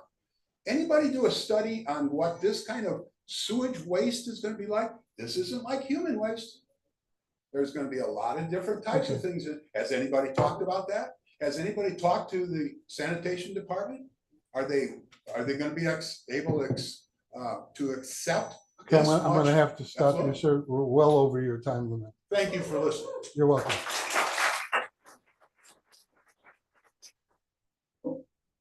Yes, Ryan Fleming, 219 North Main Street. Thought about it today. I'm not sure I've ever shown up to one of these meetings to remonstrate. I'm used to dealing with remonstration. The fact that I'm here, I hopefully emphasizes the importance of why I'm here. I was involved with the development of the 2 subdivisions, both north and south of the proposed location of this facility. A great deal of trust was extended to me from my due diligence of making sure that I was proposing a development in an area that was protected relatively for values. I did that. I did my investigation. My buyers did their investigation as well. They didn't just take me on my word. And here we are, looking at an R1 zone that conforms with the master plan being converted to a use that's industrial, commercial at best. Now, there was a rezone for the Crown Point Community Foundation. I received a notice. That's a quiet neighbor. It's on the road. Didn't have a big problem with that. But I'm going to stick with findings of fact, because that's what you, as this board and the city council, have to defer to. And at this point in time, I'll try to keep this brief because we're now on the clock, and that is, when it comes to use and value, substantial harm to use, substantial harm to value. There is a direct correlation between use of a property and its value. If my use is diminished, my value goes down. My use is diminished by the fact that at this point in time, I'm looking at the possibility of in my backyard, something like this being developed in such a way where it might hinder my ability to use my property.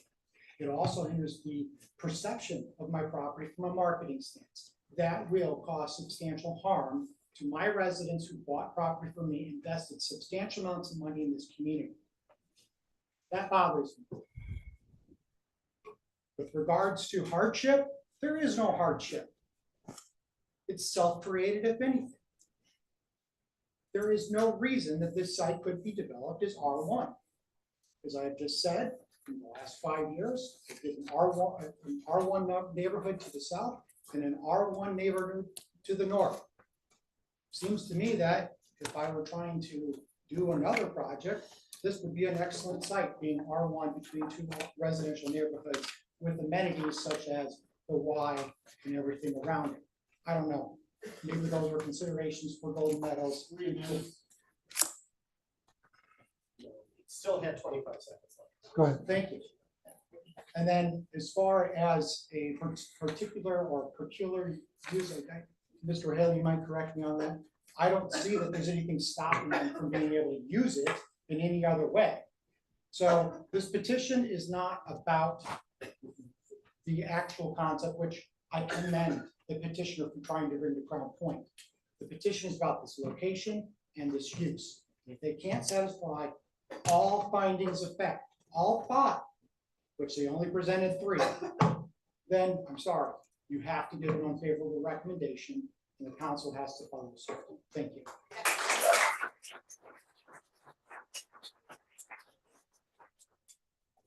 Erica Hine, 5436 Victoria Place. Just here in support of the animal facility. Just wanted to share that in some of our neighboring communities, such as Griffith Animal Control is surrounded by homes on Wood Street. So it's in smack dab in the middle of a residential neighborhood. Cherville Animal Control is also, takes in cats, dogs, all that. They're also near a residential neighborhood. So, it's not unprecedented that these facilities end up by residents. Smith Animal Clinic out on 231, homes on all sides. In regards to the, noise, yeah, as the woman spoke over here, Lake County Fair goes on 10 days every year, very noisy. Friday night football games, you got noise, you got marching bands, you have kids playing. There's always some kind of a noise. So whether it's dogs, cats, children, that's always going to be there. As they presented that they understand there is an ordinance, noise ordinance, nothing's going to be outside, past 7 p.m. or so? Right. And if the facility closes at 6, nothing's going to be outside. You all probably have neighbors that have dogs. You got dogs that live next to you. Dogs bark all the time. So it's nothing, you're already in a neighborhood with barking dogs. So thank you for the time. Thank you.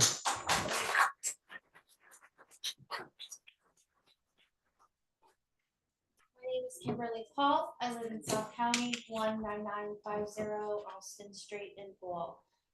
Other than the people who are putting up the facility, I believe in this room, I am the most next educated person when it comes to stuff like this. I have been involved in rescue for over 30 years. I have been an in-home foster parent. I have worked for Calumet Humane. I have worked for the Lake County Animal Control. Besides that, I have now started an out-of-the-box informational website that I work with rescues all across the United States. There is a network connected when people are in rescue, as they said. If they are at capacity, they will in turn reach out to other rescues. It happens all the time. I want to state also where as much I appreciate the people who are against it as far as noise is concerned. I too bought property in South County and Lowell. I bought a farm. I was surrounded by a farm. I have a legal degree, so of course I as well did my due diligence, just like the other gentleman said. I don't care how much due diligence you do, it never tends to always work 100% in your favor. I live in a farming community and now I have a high school around me. The county has now put up another quarry. I have subdivisions going around, and even though I work for Lake County, they have now rezoned my area industrial. So now I will have industrial equipment, buildings, all kinds of things going around me. So there goes what you thought you bought into. On the flip side, what I'd like to talk about is the rescue side. I also have a psychology degree. My specialty is working with people with PTSD, autism, anybody on the spectrum and special needs. When I found out that this facility was going at this location, my first thoughts were, that's a great area.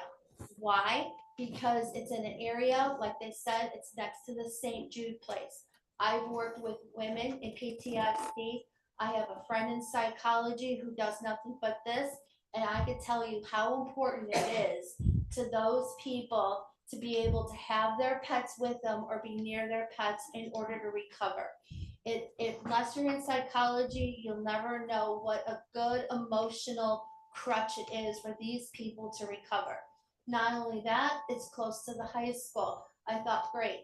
As we all see with school shootings and everything else, a lot of programs across the United States are working with facilities like this to bring dogs, other animals into schools to help alleviate a lot of the stress that the kids today in this day have. You need to do your study and you need to find out that this helps 100%. You got the people from the YMCA across the street. They could easily walk across. We're at the limit, man. Thank you. You're welcome.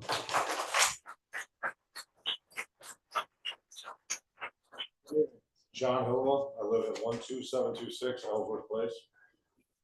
I kind of get what people are saying here, but I don't understand one thing is, wherever these folks are gonna go, there's gonna be people here complaining about it. It's a charity. I hope all the people that are here complaining about it right now, we're complaining about the Y tripling and quadrupling, because there's a ton more traffic now. I hope they were complaining about the hospital coming down and then they're going to rebuild it. There's gonna be all kinds of traffic and noise. It's a dog facility. You can't tell me that that little marsh wasn't affected by building houses around it. Because just like he said, silt control cannot stop everything. There is tons of silt from all that building in that water over there. I can tell you because there was a new development just north of us. They dyed their water blue. It ended up in my sump pump when it was overflowing. I know what's going on. People don't want it in their backyard. I understand.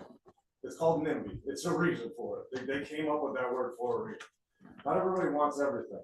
It just doesn't work. If you guys have a better idea, if everybody can come together with a better idea where they can go, that'll work better for everybody, but it's not going to work for everybody.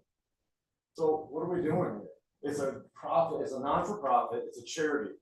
Give them a break, good Lord, it's ridiculous.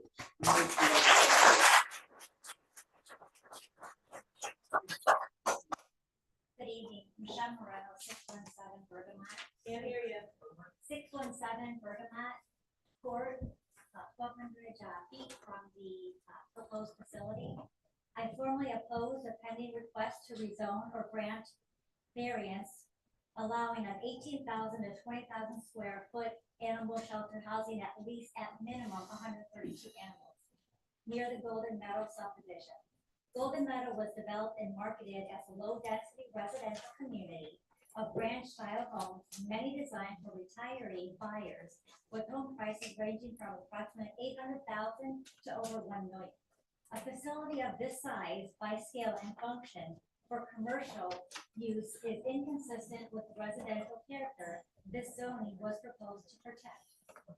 It will generate sustained daytime and nighttime noise, regular staff and visitor traffic, and operational activity that conflicts with residents' reasonable expectation of a quiet environment, while also risking disruption to the adjacent wetlands and wildlife that drew residents to this area, and create a documented risk to property values in the already priced and premium market. I want to be clear about this opposition. It's not about the animals, it's about the value of the shelter's mission. I support animal welfare and the community. It needs addresses. But a facility this size belongs in an industrial or commercially zoned area where the animals could have more room to run, where noise and traffic would not conflict with an established residential population. I respectfully request that the board deny the requested rezoning variance for this residential site and direct the developer to identify an appropriate zone location instead. Thank you for considering the concerns of the Golden Valley residents. I'm gonna ask one more time if there's repetitive stuff. Let's move it on. We want to get to wrapping this up. We're hearing you. Trust me. Go ahead. My name is Carrie Lemire. My address is 620 West Royal Drive. Currently live next door. I want to bring up a couple things. Ryan mentioned it's not a hardship. This property is operating. I got more than 10 emails between myself and J. Buckmaster Blog dating back 3 years. I've been trying to buy that property for years. I was trying to buy it from the sisters for years. Other residents have asked to buy it. It's not a hardship. There have been 2 other dog-related petitions before you. One was in November 25th, 2024. They were requesting, oh, I'm sorry, they were requesting a dog grooming business in an R1. Most of you had same similar questions. It was denied unanimously. June 26, 2023, there was a meeting here for variance of use to request a dog kennel in an R1. This person was asking to allow the board 3 dogs, 3. Neighbors remonstrated. Mr. Marshall, Mr. Sauerman, Mr. Rohey, Mr. Taylor, you all brought similar questions about the noise. Mr. Marshall, you even said, quote, I would have issues with neighbors having dogs. You would have issues with a neighbor having dogs that bark frequently. That was denied unanimously. This is no different, except it's on a bigger scale.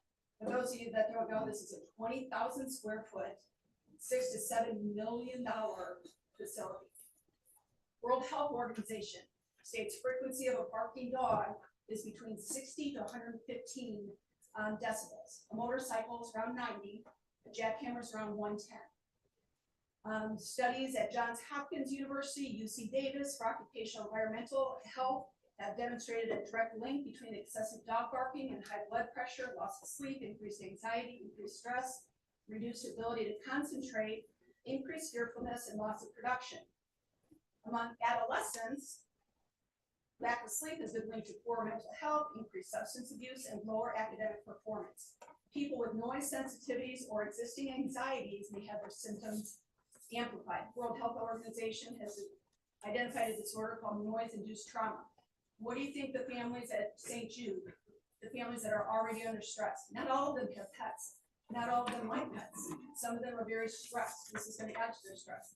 My recommendation is use some of that $6 to $7 million to transport those people from St. Jude to wherever the location is. It doesn't have to be there. Same thing goes with the Hope House. Those individuals have special needs. They don't understand what barking dogs are. They shouldn't have to listen to it. It's not just the residents. Shelter medicine at experts from Purdue University, Michigan State University, University of Michigan at University of Wisconsin at Madison, all give advice to people who work in shelter medicine. We're at the time now. Sorry. Good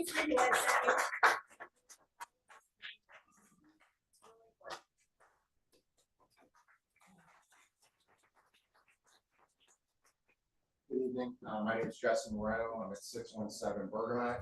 I'm one of the many from Golden Meadows, and I promise I'll be succinct at that time. And thank God there's not barking dogs to disturb my bedtime. Now, with regards to what I'm looking at here, I'm not going to repeat what has already been said. Now, I'm asking the commission to look at the entire operation, not just the building. There is also Indiana precedent that I believe is relevant.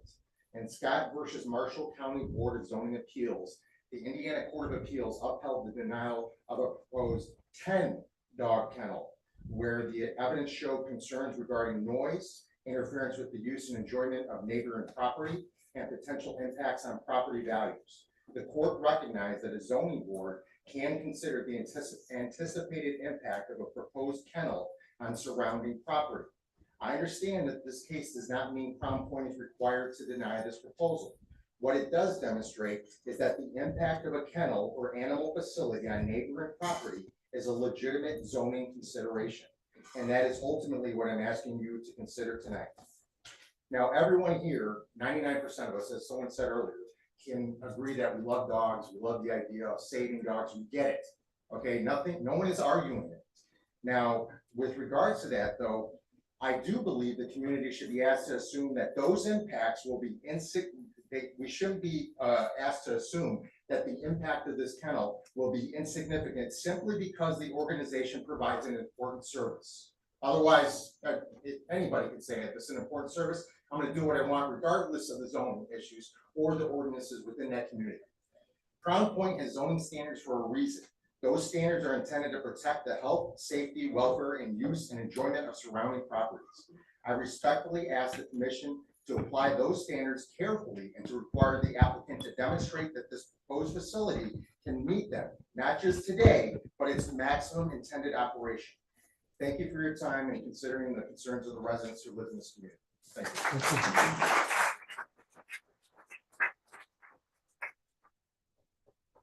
William Walker, Featherite Drive. So 68 cats and 68 dogs, maybe more, we don't know. And they're talking about the noise of the fair and the football games. I think the fair is only there about 10 days a year. And the football home games, I think there's 6 or so. And I'm also concerned, you know, they said how popular of a destination this is gonna be, how people are gonna come from all over. The road to get to it is my house. That's where my children play. That's where I ride my bike with my kids. That's where other people go. That's gonna create a lot of traffic for what should be a neighborhood. It was a neighborhood when I bought the house. No one here is objecting to the mission. It's a great mission, but I think you, sir, hit the nail on the head when you said this is about the location, not the mission. I'm gonna be short, that's it.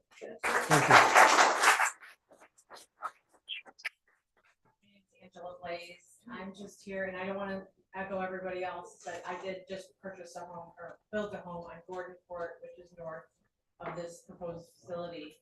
And the one thing I wanted to say was that they said that their facility will close at 6 and not reopen until 6 in the morning or 7, whatever they said.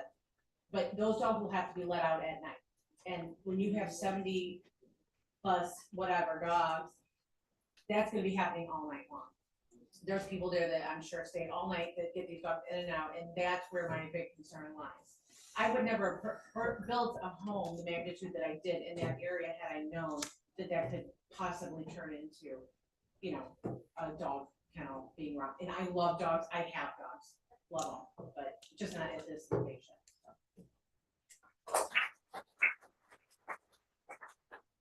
My name is Mike Gray. I live on Gordon Court as well, directly north. I'll just show you up there. So basically, this is my house here, right where the dot is. We have a nice deck here. My bedroom looks out this way. Noise is one concern we do have, but my primary concern is light. With a parking lot of that magnitude, you're talking how many cars, hundreds of cars potentially. I get home late from work, 11, 12, midnight, 1 a.m. I like to go outside, relax. What am I going to be looking at? Right now it's dark. I can see the stars. I can sit in our pool. We can look up. We see the stars. Once you put in lights like this, lighting for a parking lot, what is that going to do to the environment of the area?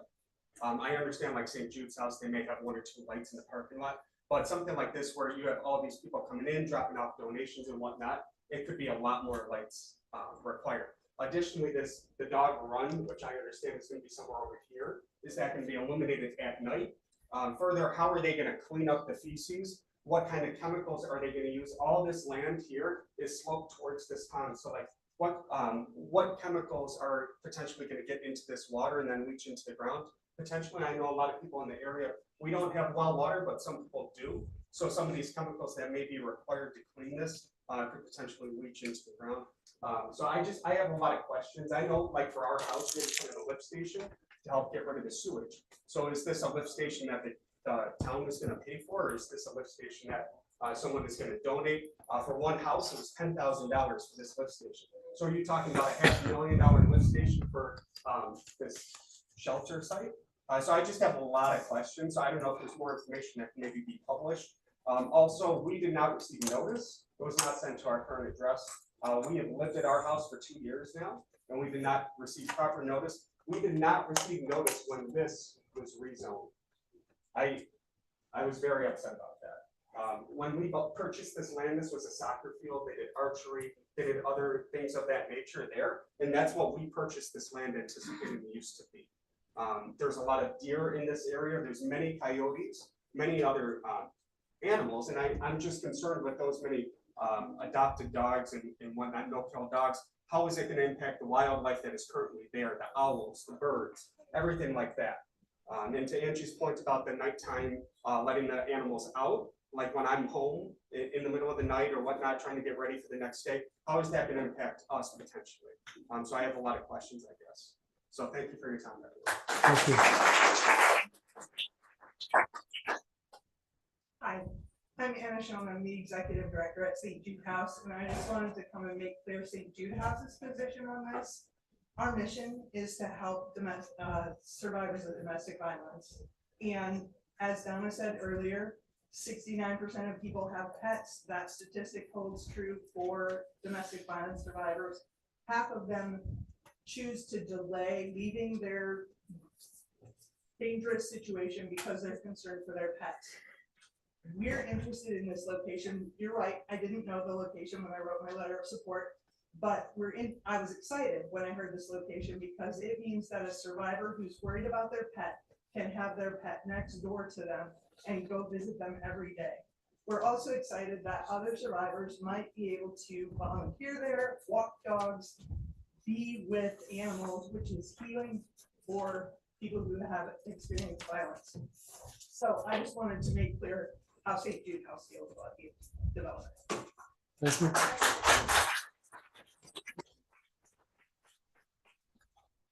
My name is Mike Blades. I'm at 1004 Gordon, just north of Mike Gray. My wife spoke earlier.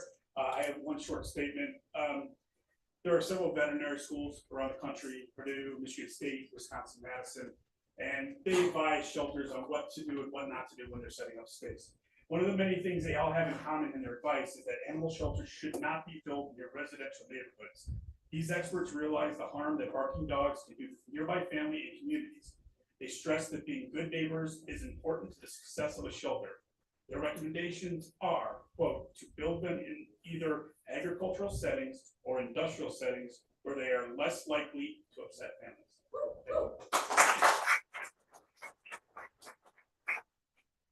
Hi, my name's Mike Shyatt. My wife Linda and I just moved into a new home we built at 606 Bergamot Court in Golden Meadow. We're dead against the concept of putting this structure where it's going. Not that it doesn't need to happen, it's just not in the right place. We never would have bought this property and built the home we just moved into if this was on the cusp of our outlook a year ago when we began construction. I won't get redundant with what everybody else has said, but I found a couple of very interesting things that are already on the city ordinance books, and I'd like to cite them for everybody. Section 98.02. No person shall make or cause to be made any noise that unreasonably annoys, disturbs, injures, or endangers the comfort, their enjoyment of property, or affects their property value. This general prohibition is not limited by the specific restrictions listed in the following sections.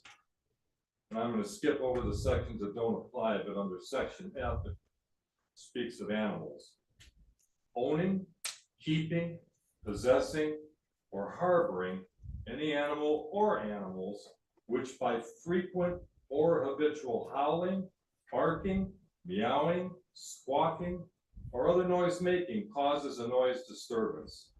The provisions of this section shall also apply to all private or public facilities, including animal pounds, which hold or treat animals. I think that says everything. I don't know how you can possibly rezone this for this to go forward at the current location they're looking at. Put it where it belongs, not in a residential area, it should stay residential. Thank you.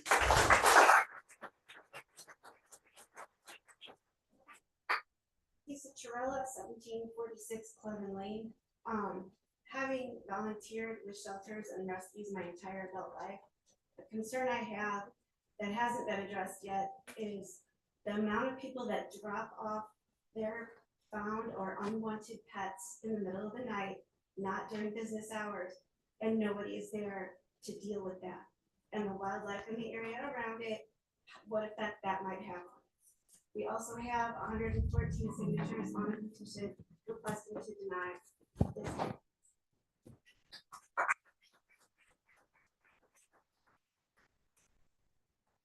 I know you're Harrison Spider. I'll be brief. My name is Maureen Ross. I live at 2510 West 136 Court in Crown Point. I'm here tonight in strong support of the proposed animal shelter and specifically its location on this property.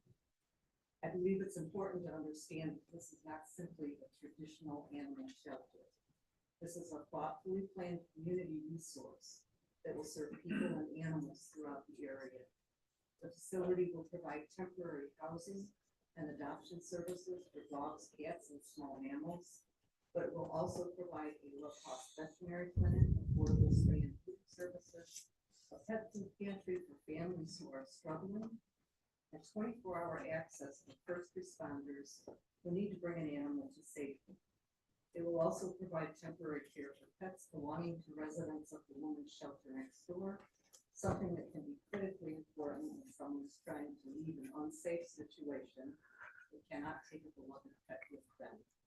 This project has not been designed as an old-fashioned shelter with rows of noisy kennels. The people behind it have visited successful shelters across the country and have carefully incorporated what they have learned. Gold is a modern, humane, attractive facility that is a positive addition to the community. I believe the proposed location makes tremendous sense. The property consists of 19 acres with substantial wooded areas along portions of the perimeter. It's located in an area that is already surrounded by community serving uses, including the YMCA, medical offices, St. Jude Women's Shelter, Impact, Centier Bank, Walgreens, and a nearby church. This is not an isolated residential neighborhood suddenly being asked to accommodate an incompatible use. It's an area that is already becoming a hub for services that benefit our community. I understand that the property is currently zoned R1, but zoning should serve the needs of the community as it grows and changes. The building has been designed specifically to be responsible and an attractive neighbor. In my opinion, this is exactly the kind of project for which a variance can make sense. A thoughtful use of property that is compatible with the surrounding area and provides substantial public benefit. I respectfully ask the board to approve the variance and allow this much needed community resource to move forward at this location. Thank you. I'll take one more person. I think we've heard a lot. You will wrap things up for us so we can. I'll keep this quick, sir. No My name problem. is Nancy. I'm one of the founding board members of West River Filter. I'm here on behalf of all the feral pets in the community. I've lived here for like the 4 seasons, so I don't live in Crown Point, but I live in Crown Point. I can tell you from the city of Crown Point, we probably get at least 5 requests for people living in Crown Point proper for a spay, neuter, trap, neuter, return. My alias is Trapper Grady. We have trapped this year 78 cats. The cost of that low-cost spay neuter is $75, $30 additional for a ring shot. So $100 per cat. Most folks can't afford that. When they can't afford it, the rescues absorb the cost. How do we absorb the cost? We ask for donations. I can appreciate folks and their concern for noise. I raised shepherds all my life, and now I rescue kitties. For them, for the community. Healthy animals, healthy colony. What we've done at Whispers of Winfield is we've shifted how we house. We now have a TNR arm and a foster arm. And we intend to build that. And the way we want to build and foster the TNR arm is to recruit community members. Recreational youth that we perhaps should get involved in the community. Schools, young people, 4-H. We want to grow our foster arms. We have 10 fosters. We require 2 crates per house or more. Only 1 crate per room so that we have healthy, vaccinated animals that once we trap, neuter, return, they are vaccinated. And those kittens that we have, as we adopt out, and we've adopted out over 558 kittens. We've been together 3 years. Every one of those animals is trapped, is fixed, neutered, safe, and vaccinated before they go out the door. I think this community needs our services. Can I get a yes here? Ma'am, speak to the board, please. Sorry, Okay. I'm sorry, sir. I know this debate is gonna go on, and I can't answer to the noise and what everybody's talking about, but I can speak to the need and necessity for low-cost spay neuter in this community. Because I turn away at least 5 people a week by way of emails. I'm sorry, we can't. A proper. Yes, sir. I ask you to consider this, please. As a yes. All right, so you're last. I'll give you the chance, yes. All right, all banter, I'm gonna keep it real short. So just some precedents, Coin tried to develop over by Nick's, that you guys probably know, back in 15. And that was further away from these residents than this is going to be. You guys said it was too close. We had to, in 2015, we made a move down the street because of the noise possibility. That's some precedents. The other fact I just wanted to bring up is there are many other locations. I talked to Lou over at Nick's Doors, and he said that the new property came up on Mississippi. There's a property on Broadway. I've been doing some research for them. I just want to bring up that there are many other properties for them to build on. And you guys already heard everything else. Thank you for your time. You're welcome.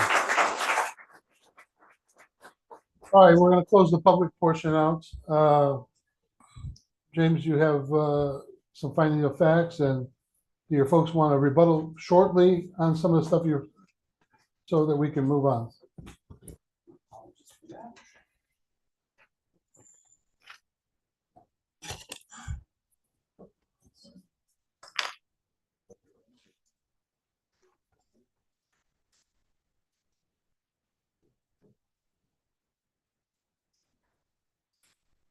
If I could first, I guess what I would like to be the easiest ones, I would like to respectfully request that the findings of fact be amended, should you choose to adopt them.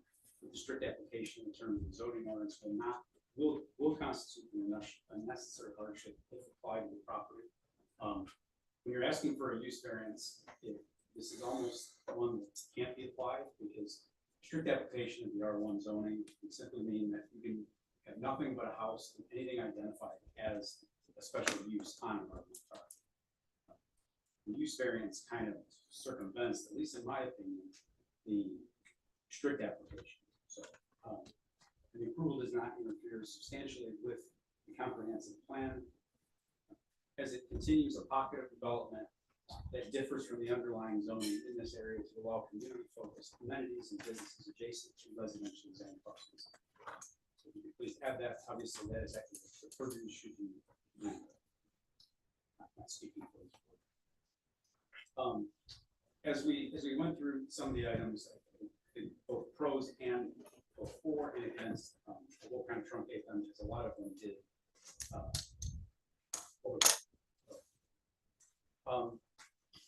Dogs do bark. I think the research team spoke to the measures that will be taken to make activities inside the structure as state-of-the-art and first class and noise deadening as can be expected of any structure. Inevitably, there will be dogs aired outside in an area of the property that are as far away from the nearest residence, if you pick the closest one, as possible. I won't claim there will never be a dog barking, but there's plenty of dogs that are sitting in some of the backyards on a leash, parking all day long. Can say that the petitioner will be adhering to the requirements that are already laid forth in the zoning code for animal hospitals and kennels that already establish our restrictions for when dogs can move outside. And not to diminish residents' concern of loss of value of the property. We have residents that believe there will be a loss of value. We have had Donna provide a counterpoint. I'm not here to say Donna is absolutely right. The residents are absolutely right, but It's called inflation. I think that's a matter of subjectivity. The resident touched on wetlands impact. There has been a wetland delineation on this project. It will drive the site plan so that as an architect is brought on board and the site plan is further defined, there will be no impacts to those wetlands. The city has their stormwater pollution prevention plan guidelines, requirements that have to be met, which will be verified by the planning commission should this use variance be favorable or approved by the city council. While I don't have, getting back to some of the items that prior denials of what appeared to be smaller scale kennels, I will not pretend that I know the exact properties. They sounded like they were somebody requesting to 4 dogs out of their house. Would be incorrect. I would pretend that what we're asking you today is widely different. This is a large project adjacent to quasi-commercial uses. This is not New Leash on Life saying, I want to buy 20 lots in an already residential subdivision, combine them and launch a shelter right in the middle of a town. Again, that's not to be argumentative. It's just, I think we're talking different things.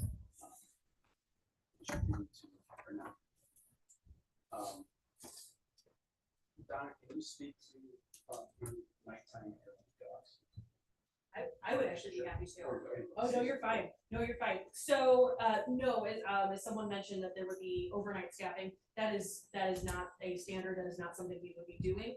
Just as if you are there at your own house, you're probably sleeping overnight. Those animals are not getting let out routinely. There would be areas, if there are young puppies, things like that, that are not potty trained. They are our designing of our kennels embeds that there are 2 halves of these kennels. One is their housing area, one would be their like indoor type of potty area. Again, that is all standard in animal shelters for dogs that are either not house trained or unable to make it outside in time. These are not dogs that we're neglecting by any means. These will be standard hours. Yes, we will be walking the dogs after we close in our final shift, but we would not be walking dogs. No one will be outside 9, 10, midnight, anything like that. In an emergency situation, if there was an animal that was in critical care that needed something additional, if that animal would be most likely housed in an emergency facility, that'd be a 24-hour facility. We would not be having critical animals there unattended in the evening. If there was something like a blizzard, natural disaster, we may have staff members there caring for the animals during these events. But again, we would not be housing staff overnight. There would not be traffic in the middle of the night coming here. We would not be having lights in our dog runs or anything like that outside, because again, those animals would not be outside. There is no need for that. We are not housing dogs outside. We are not leashing them outside and leaving them. We are not putting kennels outside. We're not doing indoor-outdoor runs where they can free in and out as they please. These animals will be inside and have outdoor attendant time at open hours or when we are with our staff. Again, that will not be in place. Something else that was brought up was the concern for chemicals in the area. The standard veterinary approved cleaners that we use are hydrogen peroxide based. When they degrade into water. They are not harmful to us or to the animals when used appropriately at appropriate concentrations. Waste would be disposed of properly. That would not be piling up, left outside, anything like that. They even make designated plumbing for animal shelters to use that goes directly to a sewage waste facility as if you were flushing your own toilet.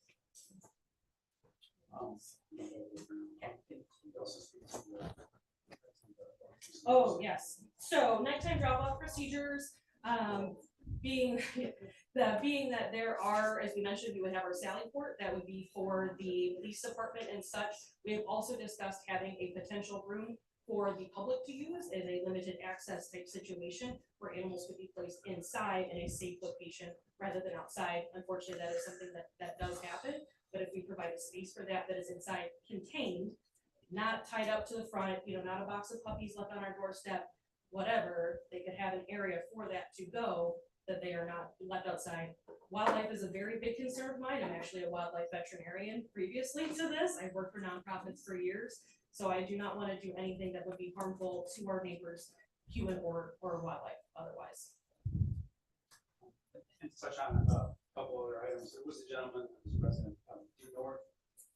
He discussed potential for Lights Village and how to impact his view of the south. Many of those trees will still remain as they are on that property. There is wetlands to that side. The development will comply with all residential buffering as pertains to light landscaping standards, which would be poured out in future planning commission CO. And of course, the parking lot lighting, the city has very clear established ordinances as far as what light levels can be maintained, what level they must get down to before they hit the property line. Those would all be verified by the planning commission. There was a question about whether a lift station will be required. Russ has a lot more history, but the area on the north is considerably lower than this property. This property will not need a lift station. Gravity from a main course. So there will be no lift station. Sanitary is being extended near St. Jude House North, and then through both those lots, lot 1, lot 2. And then last but not least, we have been following the procedures that Josh Watson's laid out. This property was, this hearing was, we solicited the address list from the Lake County Recorder's Office, provided a certification statement from the Recorder's Office for that mailing list to Josh, and then proofs that all the mailings can add. I apologize if that gentleman should have gotten the mailing by distance, but we did follow the city's procedure and going through the proper body to obtain the lists and follow that. Chairman, I'll make a motion if you're ready for one. I was gonna ask for you. I'll make a motion for an unfavorable recommendation for petition 26-20. Based on the following, the approval will not be injurious to the public health, safety, morals, or general welfare of the area. The proposed shelter, based on the evidence presented tonight, would create an adverse impact from animal noise, waste, etc. The proposed intensity of animal use is not compatible with the surrounding land uses, and the applicant has not demonstrated the adequate measures that will prevent these impacts. Number two, the use and value of the area adjacent to the property included in the special use will be affected in a substantially adverse manner. The proposed use would generate noise, animal odors, outdoor activity, or other impacts that could adversely affect the neighboring properties. The proposed petition in operation would introduce a materially different intensity of use than existing surrounding properties. And the setbacks, buffering, fencing, landscaping, and other mitigation measures are insufficient to adequately protect the adjoining properties. Number four, the strict application of the terms of the zoning ordinance will constitute an unnecessary hardship if applied to the property for which the special use is sought. The scale, intensity, and the operational characteristics of this shelter are not compatible with the purpose and the intent zoning in that district. And then in the comprehensive plan, the proposed use does not promote the intended development pattern for that area. Did you address number 3? The traffic and access. Well, technically, they have to provide every single. They have to prove every one, right? So I provided 4 of the. Okay, I didn't know if you were going to address 3 or not. Yeah, so. So a motion by Mr. Taylor.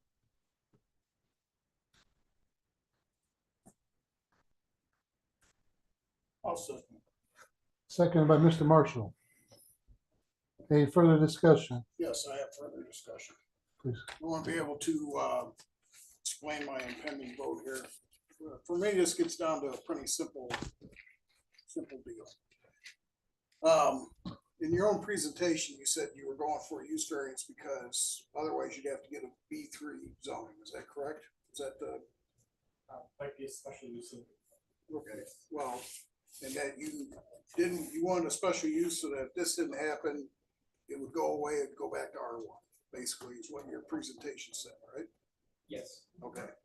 Well, to me, that's a rezoning, and if you had brought this as a B3 rezone on this particular property, I mean, I know this property's been zoned R1 for at least 25 years, so I think everybody here has moved in the last 25 years.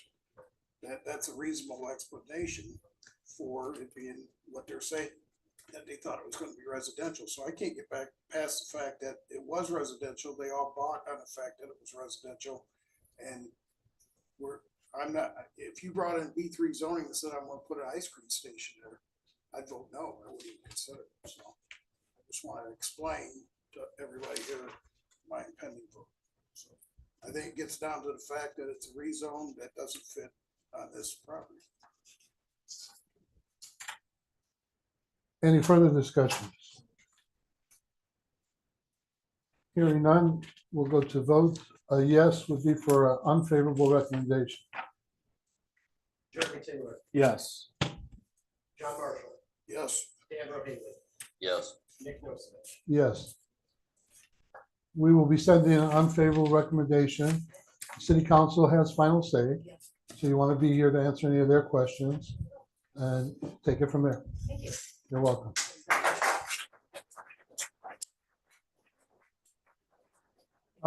With that, we had other petitions. We're gonna end up deferring those at least for now. Yes, I would, given that this will over town council, we were supposed to defer the finance.